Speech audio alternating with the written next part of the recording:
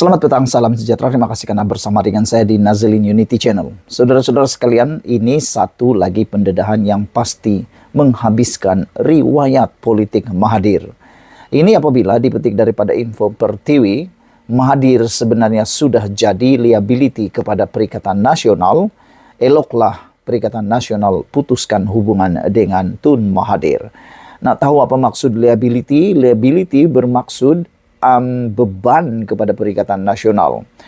Akhirnya takdir, kata salah seorang penulis blog di Facebook. Beliau menyatakan inilah takdirnya, siapa yang mempunyai hubungan dengan Tun M pasti akan mendapat masalah besar, kata beliau. Saudara-saudara sekalian, penganalisis telah memperingatkan kemungkinan reaksi daripada pemilih bukan Malaysia terhadap Perikatan Nasional PN jika koalisi tidak memotong hubungan dengan Dr. Mahathir Mohamad selepas kenyataan baru-baru ini oleh bekas Perdana Menteri mengenai komuniti India dan China. Awang Azman Awang Pawi dari Universiti Malaya berkata, Mahathir yang dilantik sebagai penasihat kepada 4 negeri yang dikendalikan PAS boleh dianggap sebagai tanggungjawab atau liability ataupun bebanan selepas mengklaim bahawa komuniti India dan China tidak sepenuhnya setia kepada Malaysia kerana mereka mahu mengidentifikasikan diri mereka dengan negara asal mereka. Jika PN tidak mengambil tindakan terhadap Mahathir dengan mengakhiri kerjasama mereka, ia merupakan bukti bahawa koalisi mahu Mahathir terus bekerjasama dengan mereka untuk meningkatkan perasaan Malaysia tanpa peduli tentang sensitivisi kaum lain, katanya lagi. Jika ini berlaku, saya percaya Perikatan Nasional akan menghadapi penolakan yang semakin meningkat. Pengumuman beliau juga berkata bahawa Mahathir yang mengetuai negara 2 kali ini dilihat sebagai orang yang tidak sensitif. Dalam satu wawancara baru-baru ini, Mahathir dalam satu saluran berita Tamil Tanti TV yang berpangkalan di Chennai, Mahathir mengklaim bahawa orang China dan India masih mengidentifikasikan diri mereka dengan negara asal mereka. Kata Tun Mahathir, mereka tidak bercakap bahasa tempatan sama sekali. Mereka mempunyai sekolah sendiri, bahasa mereka sendiri, budaya mereka sendiri. Jadi mereka berbeza daripada orang asal yang menubuhkan negara ini, katanya lagi. Apabila tuan rumah mencatat bahawa selain berbahasa Tamil, orang India Malaysia juga berbicara Melayu dan berkomitmen kepada Malaysia, Mahathir menjawab, orang India Malaysia tidak berbicara bahasa Melayu sebagai bahasa rumah mereka, mereka boleh bercakap Tamil. Mahathir juga menyebut orang China dan India sebagai penghuni dengan mengatakan mereka tidak boleh mengklaim bahawa Malaysia adalah milik mereka. Beliau menambah bahawa mereka perlu menyerap budaya Malaysia dan menjadi Melayu jika mahu mengklaim negara itu milik mereka. Mazlan Ari dari Universiti Teknologi Malaysia bersetuju bahawa penyataan Mahathir akan memberi kesan kepada koalisi Perikatan Nasional yang dipimpin oleh Muhyiddin Yassin. Beliau menambah bahawa Perikatan Nasional tidak akan terjejas secara berlebihan jika ia memotong hubungan dengan Mahathir Mohamad kerana dia tidak lagi mempunyai kawalan yang signifikan pada politik negara ini. Mahathir masih mempunyai pengaruh terutamanya di kalangan rakyat Malaysia tetapi ia tidak kuat seperti sebelum ini, katanya. Tanpa bersetuju dengan gabungan Perikatan Nasional utama seperti Pakatan Harapan Barisan Nasional atau PN, parti politik yang dipimpin oleh Mahathir tidak boleh memenangi kerusi apalagi membentuk kerajaan. Katanya merujuk kepada kekalahan gerakan Tanah Air GTA di setiap kerusi yang dipertandingkan dalam pilihan raya umum 2022. Mahathir sendiri gagal mengekalkan kerusi Parlimen Langkawi sehingga kehilangan depositnya juga. Saudara-saudara sekalian, saya bersetuju dengan laporan di Info Pertiwi ini bahawa sekarang ini Mahathir kini menjadi beban, menjadi liability besar kepada Perikatan Nasional. Dan besar kemungkinan Perikatan Nasional akan kalah teruk dalam pilihan raya akan datang apabila semua yang bukan berbangsa Melayu mungkin tidak akan menyokong langsung Perikatan Nasional lagi kerana tindakan Perikatan Nasional tidak memutuskan hubungan dengan Mahathir Mohamad. Apabila pendapat anda semua, jangan lupa tinggalkan komen anda, tekan butang subscribe. Kita jumpa lagi. Bye-bye. Selamat malam, salam sejahtera. Terima kasih karena bersama dengan saya di Nazilin Unity Channel. Bayangkan saudara-saudara sekalian, bertahun-tahun kita tak pernah tahu rahasia Mahathir ini dibongkar juga akhirnya oleh salah seorang pemimpin Barisan Nasional yang lama yang pernah backup Mahathir, pernah menyayangi Mahathir. Tapi kali ini dia sendiri membuat kenyataan yang tak puas hati dengan apa yang Mahathir lakukan kemarin tentang kontroversi yang dia buat, yaitu berkaitan bangsa India dan China.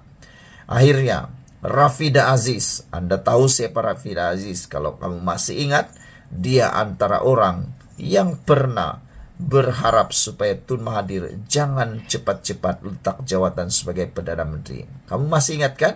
Waktu Tun Mahathir Mohamad meletak jawatan sebagai Perdana Menteri pada waktu itu, Rafida Aziz adalah orang yang antara memohon supaya ditarik balik dan menangis.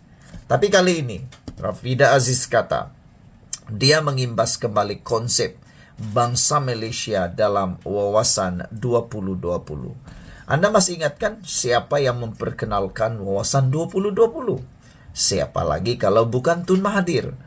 Tapi tak tahulah Tun Mahathir terlupa, sengaja lupa atau buat lupa tentang wawasan 2020 yang dia perkenalkan sendiri.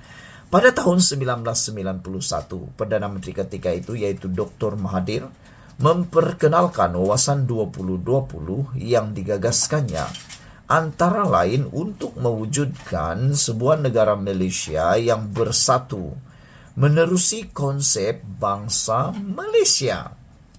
Rafiza Aziz yang berkhidmat sebagai menteri selama lebih 2 dekad di bawah pentadbiran Dr. Mahathir mengimbas kembali betapa wawasan itu merangkumi kepelbagai kaum dan asal keturunan seluruh rakyat Malaysia. Kini, sudah 2024. Marilah kita terus menghormati kepelbagaian kita dan menerimanya sepenuh hati. Marilah kita bersatu dan terus membina Malaysia yang lebih kuat, berdaya saing dan dihormati, dan tidak membenarkan unsur politik menyebabkan perpecahan di kalangan kita, kata beliau lagi. Kenyataan itu dikeluarkan ketika Dr. Mahathir sedang mempertikaikan kesetiaan orang Cina dan India di Malaysia.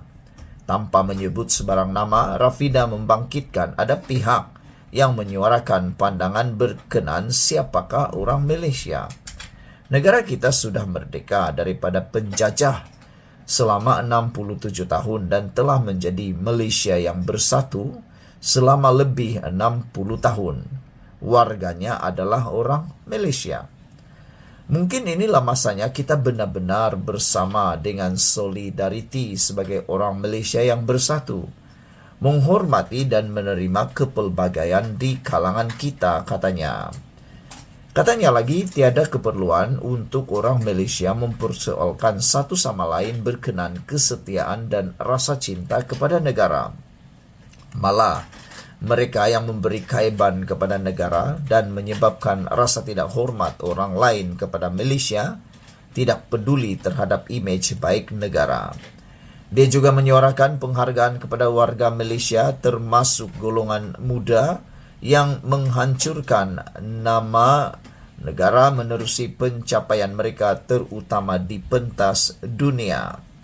Mereka melakukannya sebagai warga Malaysia dan ada yang mencapainya tanpa bantuan keuangan kerajaan. Namun mereka kekal sebagai orang Malaysia, katanya. Mahathir yang meletakkan jawatan sebagai Perdana Menteri kali kedua pada tahun 2020 tahun sama, dia mengharapkan wawasannya tercapai. Memang tidak asing dengan kenyataan-kenyataan yang kontroversi.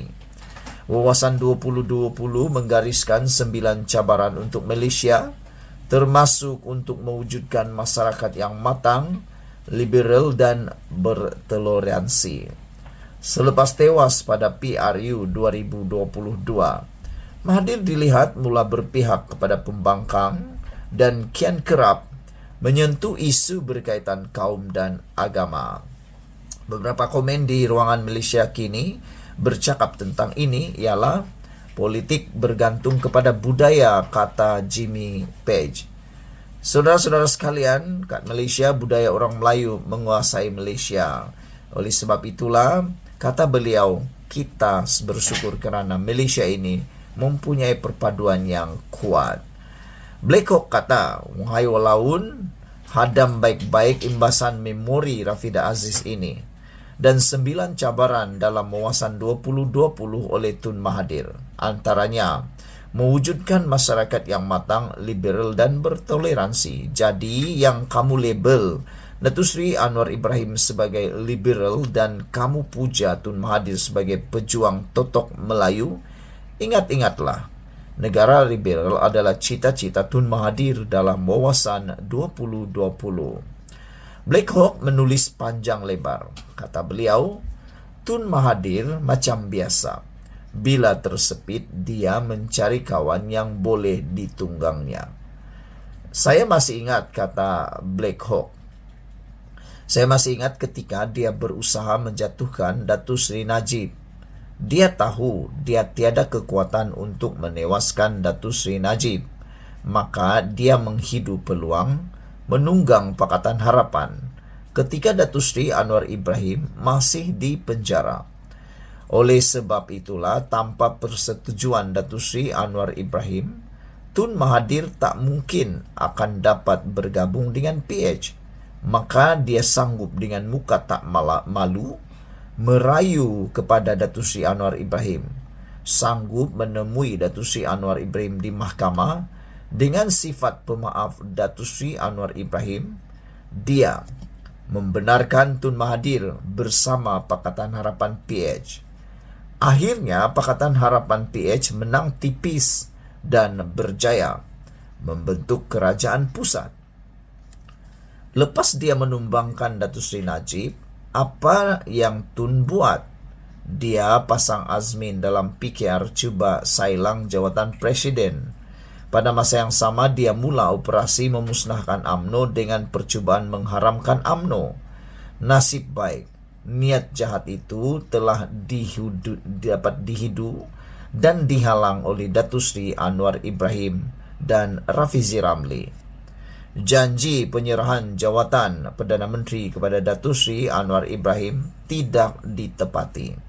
Jadi begitulah kelicikan orang tua berusia 99 tahun ini. Pas sudah hampir-hampir masuk jerat Tun Mahathir. Kalau dia jadi calon PAS di Kemaman dan menang, pasti menang, dialah calon tunggal Perdana Menteri. Apa pendapat kamu pula tentang isu kali ini? Dan yang lebih penting lagi, kita teruja dengan pendedahan Rafidah Aziz ini. Beliau salah seorang penyokong daripada Tun Mahathir dahulu, tapi sekarang ini beliau kelihatan mula menyindir sinis walaupun tidak menyebut nama Mahathir. Sekian dulu untuk kali ini. Jangan lupa tinggalkan komen Anda, tekan butang subscribe. Malaysia kita punya, kita jaga sama-sama, cintai Malaysiaku. Bye-bye.